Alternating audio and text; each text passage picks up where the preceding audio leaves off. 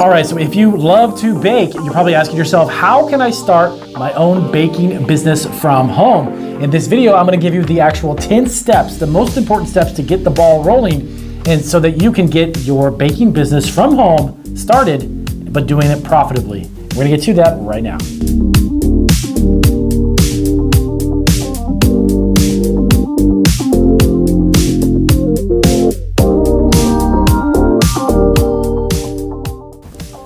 All right, so welcome back. It is Daniel from Marketing Food Online. So in this episode, this video, I am actually going to bring you the 10 steps that you need to know in order to start selling baked goods from home.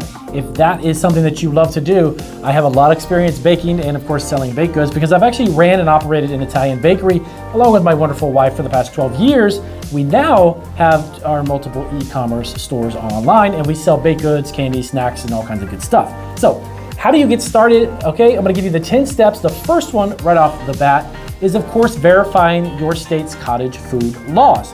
Now, cottage food laws are set up specifically for every state to allow you the opportunity to start a business from home, and predominantly actually, most of them allow baked goods of all kinds. Now, there are a few exceptions, and of course you have to find out your state specifically. As I've always recommended in my other videos, you need to go to Google and type in cottage food law, and then of course the state that you're in, and then find the first, second, or third search that you'll find in the results. That's gonna be what you wanna look for. You wanna look for a government website. But once you find out your state specific laws, it'll tell you what kind of baked goods, because it can't make everything from home, of course, but predominantly most of those types of baked goods you can. Cookies, cakes, cupcakes, and so on are very, very much allowed under cottage food law. Now, many states are actually upping the amount of money that you can make from home because most of them actually limit or will tell you the certain amount of dollar amount per year that you're allowed to make. So make sure you follow up on that as well. Number two, you need to plan your menu. Now, this is very, very simple. If you love to make cookies, then focus on an entire recipe line, entire line of cookies that you want to make.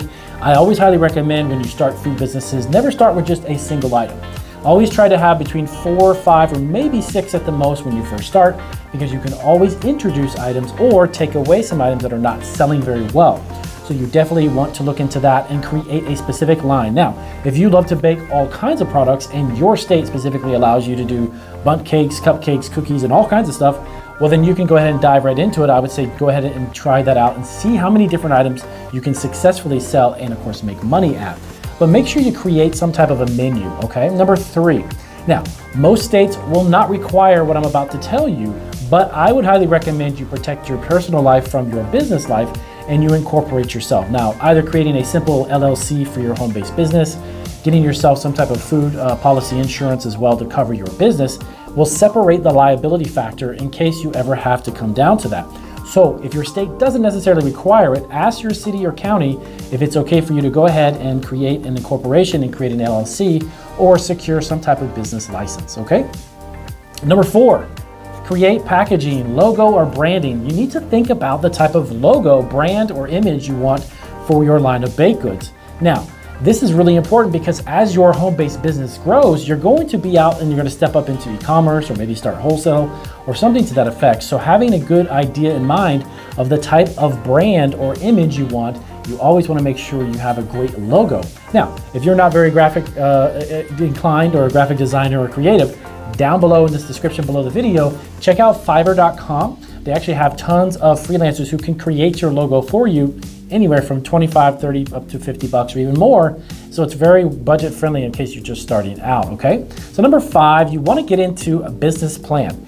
Create and write a business plan. Now, if you've never written a business plan, that's okay. Again, down below this video, there is a website that actually will help you write a business plan, or they have free templates that you can take a look at. It doesn't have to be very meticulous or detailed, but it's best for you to sit down and analyze your business, the idea of starting one, how much money you have to invest, where do you want to take your business in 3, 5, 7, 10 years.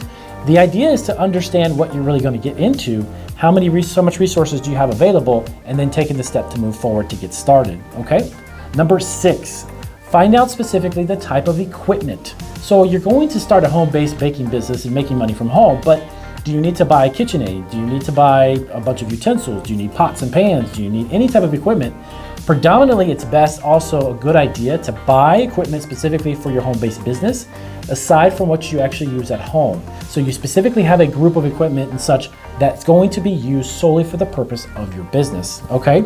That's something that's kind of a hygienic thing, and kind of, even in some cases, some states require you to do that as well.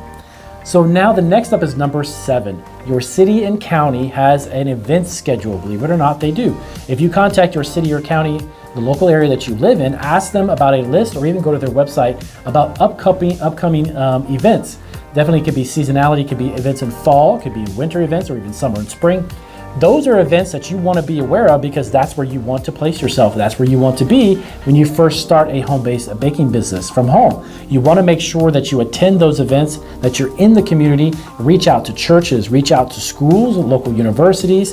If it happens to be a daycare center even, these are places that you need to mingle, and you need to let people know that you're doing what you're doing, because that is a fast way to grow your home-based baking business, okay? So number 8 is to create a website and social media presence. Yes, well, Damien, most I've heard that about cottage food laws is that you can't sell products online. Well, you can still create an actual website though, and you should have a presence on social media, especially Facebook specifically, because if you're looking to create a home-based business, they're your baking products and you want to sell them locally, tapping into Facebook and local Facebook groups are only going to give you an advanced way to market your product locally and get the word out without you having to knock on everybody's door or go to every single business. So getting involved in local groups within Facebook in your community is a genius idea. Okay, number 9, start attending local events. Just like I kind of mentioned a little while ago, you want to go out and start attending these events. Now, before you actually open a booth on some of these events, you might want to go to them first. And you may actually want to see what kind of amount of people will go there. How many customers do they get? Do they have a lot of booths that are similar to yours? Are there a lot of people selling food? Or is there just a couple of food vendors?